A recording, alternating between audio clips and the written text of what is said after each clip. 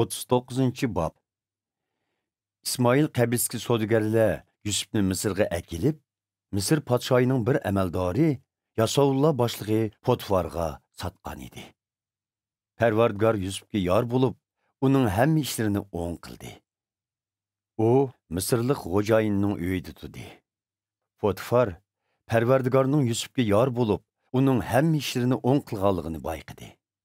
Potfar uningdan rozi bo'lib, uni shaxsiy yordamchi qilib, oila ishlari va butun ta'alluqotini boshqarishga tayinladi. Shu vaqtdan boshlab Parvardigor Potfarning butun oilasiga, mol chorvalarga va tirikchilikga baxt ato qildi. Potfar hammani Yusufning boshqarishiga topshirib, o'zining yemak ichmagidan boshqa hech ish bilan kori bo'lmaydigan bo'ldi. Yusuf kelishgan, chiroyli yigit edi. Uzun o'tmay, uningga xo'jayinning ayolining ko'zi tushib kelib, uningga "Kel, men bilan bir o'rinda yot", dedi.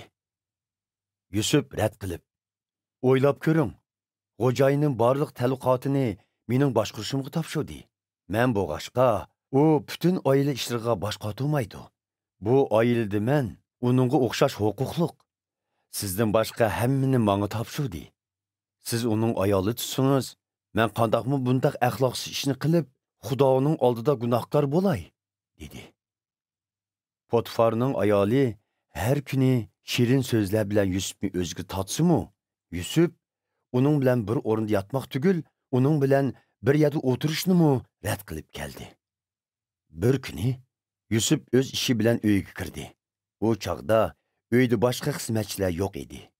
Potfarning ayoli Yusufning to'niga esilib elib, "Kelgin, bir o'rinda yotayli", dedi. Biroq Yusuf kechib, tashqariga chiqib ketdi.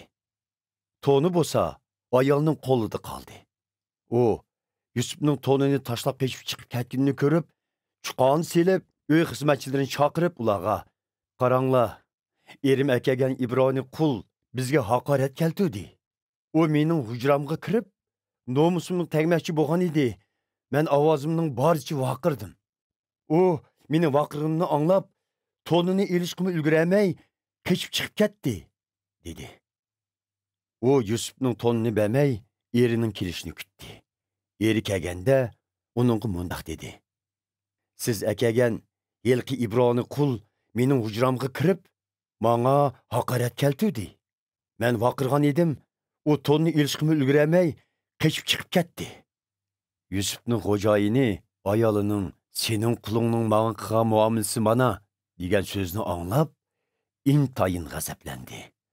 U Yusufni tutib, o'rda zindonga qamab qo'ydi. Buning bilan Yusuf u yerda qamoqda bo'lib qoldi. Lekin Parvardigor Yusufga yor bo'lib, uningga mehr shafqat ko'rsatdi. Shunga zindon boshqaruvchi uni yaxshi ko'rib kelib, uni zindondagi boshqa jinoyatchilarni boshqarish va zindon ishlariga mas'ul bo'lishga tayinladi. Yusuf mas'ul bo'lgan ishlarga zindon boshqaruvchi bosh qotirmaydigan bo'ldi. Chunki Parvardigor Yusufga yor bo'lg'ashqa, u boshqargan hamma ishlar o'ngishliq bo'lgan edi.